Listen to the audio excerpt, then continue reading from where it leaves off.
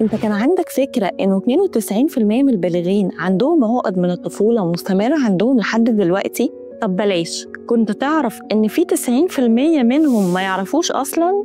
انت عارف ده معناه ايه؟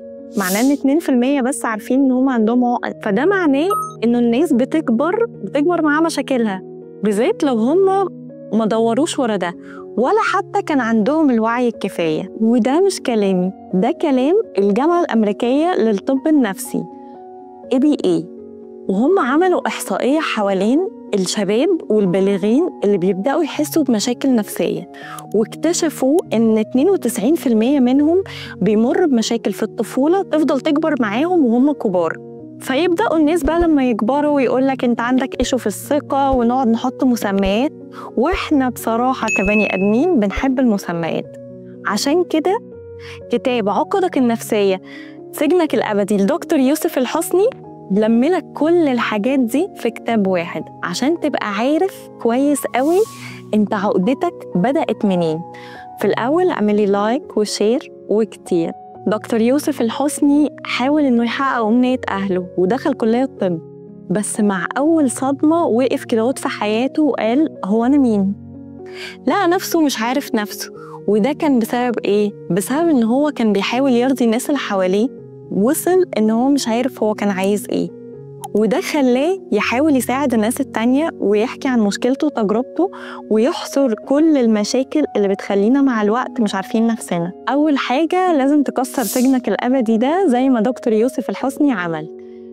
هنا بقى انت لازم تعرف كويس قوي، اول لما تبدأ تبقى في شغل او في بيتك او في حياتك او مع صحابك بتحاول ترضي الناس التانية اكتر من نفسك، او ترد على الناس وانت في وقت انت مش جاهز، او تعمل لهم حاجة وانت كنت مضطر انك تعمل كده، او حتى تروح في مستقبلك تروح في قصة تانية عشان بابا وماما عايزين كده.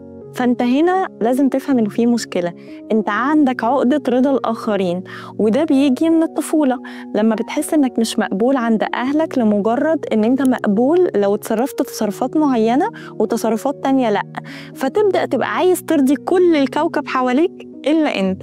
تبدأ انك تبقى حاسس انه أنا مش مهم، المهم هم يبقوا كويسين ويعيشوا بحب وأمان. أنا عايزاك من وقت للتاني تسأل نفسك، هو أنا عايش عشاني ولا عايش عشانهم؟ طب يا ترى لو أنا اخترت الحاجات اللي الناس التانية بتحبها وبطلت أفكر أنا بحب إيه، هبقى أنا ولا هبقى هما؟ هبقى مين؟ لازم تسأل نفسك كل فترة السؤال ده. تاني حاجة بتحصل تشوه المفاهيم. أنت راجل فما تعيطش، ما ينفعش تبقى ضعيف. وانتي بنت المفروض تفضلي قاعدة كده لا تفكري في مستقبلك ولا في حياتك، المفروض تفكري فارس أحلامك جاية إمتى، ده اللي المفروض تركزي عليه، ما تركزيش في حاجة تانية. فبدأنا نبقى رجالة مشوهة وستات برضو مشوهة. الستات قاعدة مستنية فارس أحلامها وربطة كل أحلامها بالفارس، والرجالة قاعدين مش عارفين ينهاروا، هما مش قادرين ينهاروا. مع إن الرجولة يعني تعاطف، يعني حب، يعني تسامح. المفروض إن هما يكونوا عارفين يتسامحوا مع نفسهم ويضعفوا عادي عشان يقدروا يكملوا، فيعرفوا يفرغوا طاقتهم.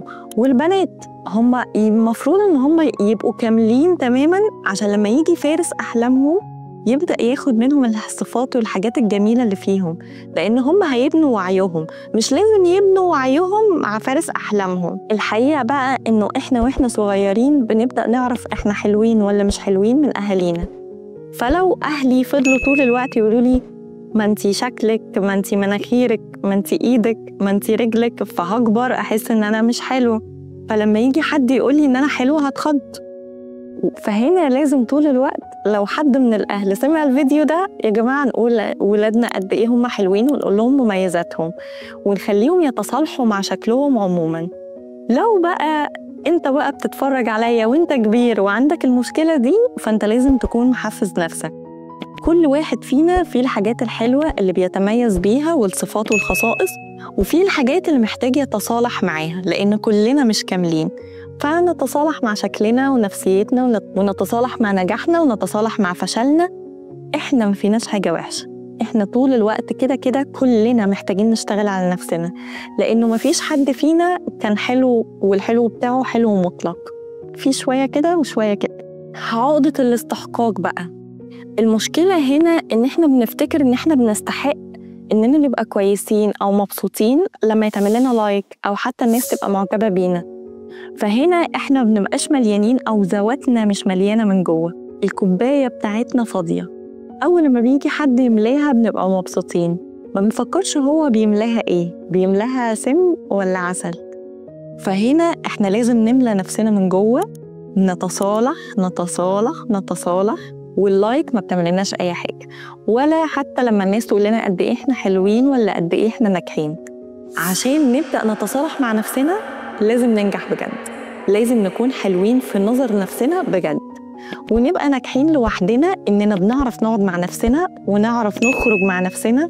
ساعتها بس هنبقى قد إيه إحنا حلوين من جوه ومش مستنيين حاجة من حد. عقدة الطفولة، هتحس إنك طول الوقت حاسس إنك طفل، فأنت مش عارف تاخد قرار، أنت قاعد مستني حد معاك يتكلم معاك ويقول معاك قرار، لأن أهلك طول الوقت عودوك على إنك قاعد معاهم وهم بيتكلموا وإنت بتحاول تاخد من قراراتهم.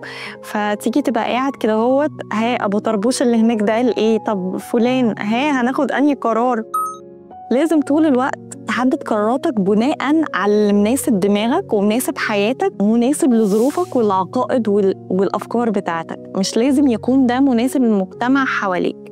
فقراراتك بتاعتك ومصايبك بتاعتك، فلازم تعرف كويس قوي إن أنت الوحيد اللي بينجيك، محدش هينجيك غيرك.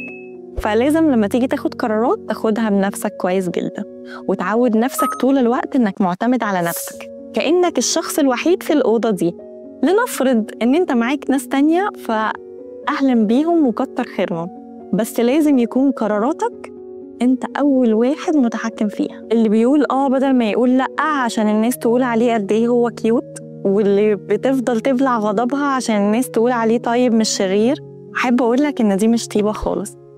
الطيبة هنا إنك تحط حدود للناس زي ما أنت حاطط حدود لنفسك، فتخليهم يعاملوك زي ما أنت بتعاملهم وحابب إن هم يعاملوك. ما تفضلش تبين الوش المختلف عشان أنت هتبقى حد تاني وهتبقى مكبوت من جوه. لازم تصارحهم بكل مشاعرك. في النهاية بقى أحب أقولك إن كلنا عندنا عقد صغيرة كده معانا من وإحنا صغيرين. اكتبلي في الكومنتات وهقولك حاجات كتير هتساعدك إنك تتخطى آثار الماضي وتبدأ معانا رحلة جديدة جدا. وبرضو لازم نتكلم مع حد متخصص، بس اكتبلي وأنا هقولك حاجات هتساعدك وهتخليك تروح لمتخصص. وبس كده، لايك وشير كتير.